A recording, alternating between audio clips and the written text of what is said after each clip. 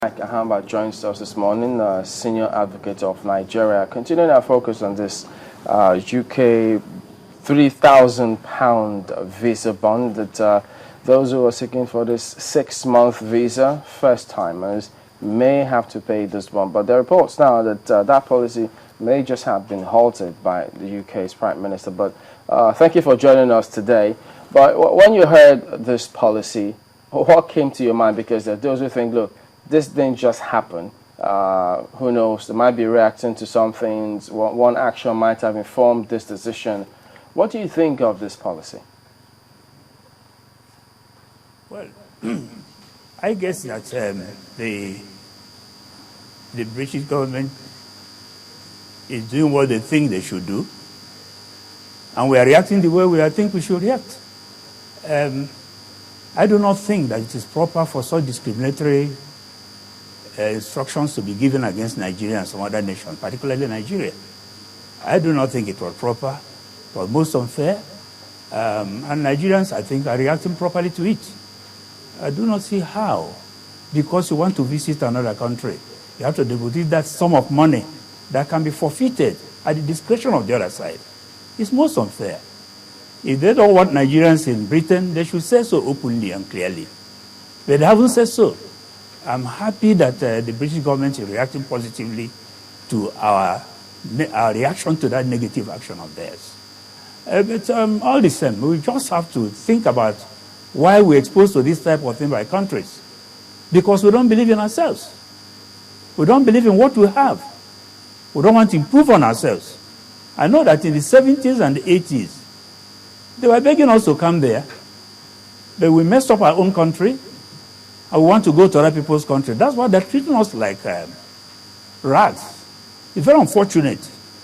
But we're not rags, so we have to stand up and say no to it, because they need us as much as we need them. Yeah, but so far, I mean, some will suggest that it's not the first time this kind of thing is going on. And so we need to take concrete steps ourselves here so that we just send messages that they need to take us a lot more seriously. But looking at the way we have handled this, not just this one, previous ill treatments from other countries against Nigerians, do you think that we actually have done enough, or are we even doing anything whatsoever to see that some of these things are addressed, if not holistically? The regret is we're not addressing the areas that will make them stop. Because what will make them stop is to make our own country better for us to stay in it. We have universities, but we have allowed them to deteriorate. We believe in individual development instead of societal development. It is this absence of societal development that's making our society very uncomfortable for us, so that we go to the country where people believe in societal development. We have to hold a meeting with ourselves and raise up our heads in pride and do much better than we are doing. This individual local government system we have in Nigeria cannot help Nigeria or Nigerians, because not everybody that can become an individual local government as we have in this country. Look at our own universities. We now prefer universities in Ghana, South Africa, and some of these other countries. It's a shame on Nigeria, and we're doing nothing to change the situation. Instead of getting the ones who have properly equipped, we are creating more and putting more low-grade institutions into the ones that are being dilapidated. I don't think we're doing anything good to ourselves. We have to improve on our current economy by self-sacrifice, forbearance by people in the interest of all. The idea that once anybody has an opportunity to serve this nation, it becomes an opportunity to make it best for himself and his family. It cannot help anybody. It cannot even help the people. Because let me tell you something. If in the midst of gloomy faces you are smiling, then a psychiatrist might be called in, because that's a sign of insanity. So if somebody knows that in the society around him, things are not in order, he believes in acquiring for self all the time, developing self all the time, he will end up looking odd, and that society is going to reject that person. So this is the position we are in. We have to do something about it. Whenever we are given an assignment, Let us think about posterity. Sacrifice today for tomorrow. That is all that can get us out of this situation. We have it now. We didn't have it before. And we can only prevent it in the future by thinking about it now as we are doing. And everybody, not just government, everybody should take a personal decision not to be part of what is making Nigeria rejected by the international community. I think we can do better. We must do better. We should do better. Quickly now, I would like to run through some of the comments of our viewers. You know, the matter had been on since about the day before yesterday, but we got some mails yesterday. Asimi Olarewaju says that much as I appreciate that the UK new visa policy is discriminatory and unfair, he thinks it's a good measure to discourage the mad desire of Nigerians always willing to go to, you know, other countries, leaving Nigeria undeveloped. Do you agree with him that this could actually discourage Nigerians, since some people say that, you know, all the talk we have been saying that it's not exactly greener over there hasn't worked? I agree with him absolutely. Because it is perhaps an idea to discourage our coming to Nigeria, to Britain. And we should discourage ourselves at home here. That is what I think should happen. We should discourage ourselves here by making this place much better and not thinking that that place is Eldorado. Let me tell you this. The type of effort our people make when they go out there, if they were to invest half of that effort in Nigeria, they will do much better. But while they are prepared to invest their time and life, do 2 jobs a day, sleep only 2 hours or even none at all to make the foreign currency. Here in Nigeria, they run away from their offices at 1 o'clock when the closing time is 4. This is the thing. It's personal attitude that has developed over a period, and we must reorientate our people into believing that no place can accommodate us better than this place. This is the whole truth, nothing but the truth. So this, I agree with him absolutely. Well, they are thinking about discouraging us from coming here, but they're not doing it the right way. Another viewer, you know, this one is from Clement. He says that he thinks we should be pragmatic. He says that he doesn't believe that we're addressing the issue exactly. That the issue here is Nigerians' abuse of, you know, the visa they have been granted. Most people overstay. Sometimes they never get to see them again. And then they create a problem over there. Is there any way you think that the Nigerian government can cooperate with the UK government on the abuse of visa that has been issued to some Nigerians and address the issue of abuse generally? Oh, well, that abuse is on British law or regulation. And they should deal with the individual and not throw in a blanket punishment on even people who have not come at all. I have been going to Britain, I've not abused their visa.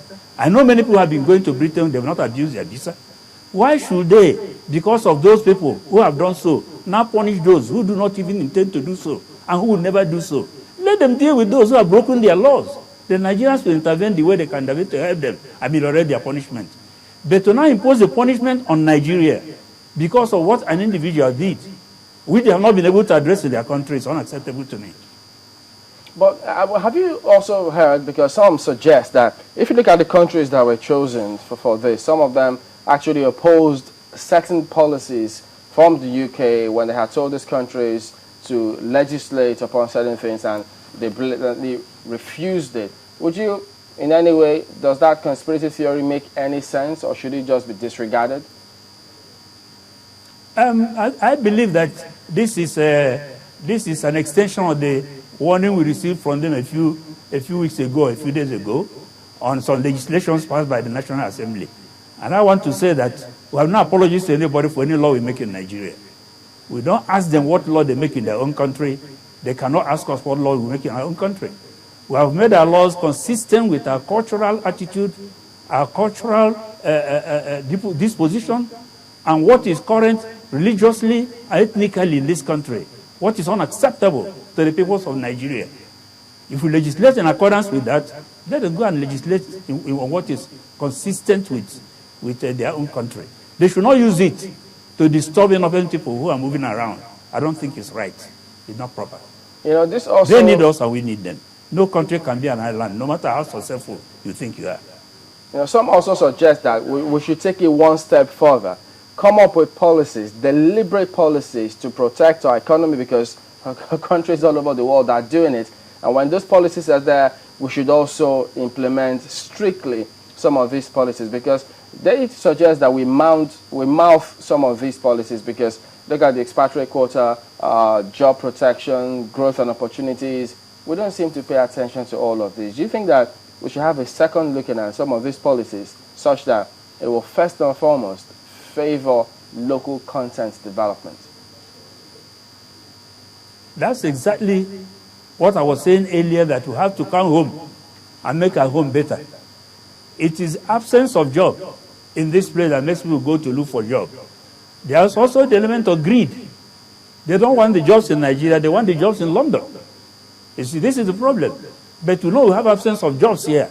And migration is a natural tendency of any living species. Even the best migrate when there's no more food where they are. They move to where they can survive. This is what is happening to us here. Nobody's sure he can survive in Nigeria anymore, and so they want to go out. But I want to tell them that that does not solve the problem, because it is still there. And those in government, in any form, legislature, executive, judiciary, all of the above, must do something to make this place more conducive for people to survive. That is a problem. But until then, we also have to have our pride.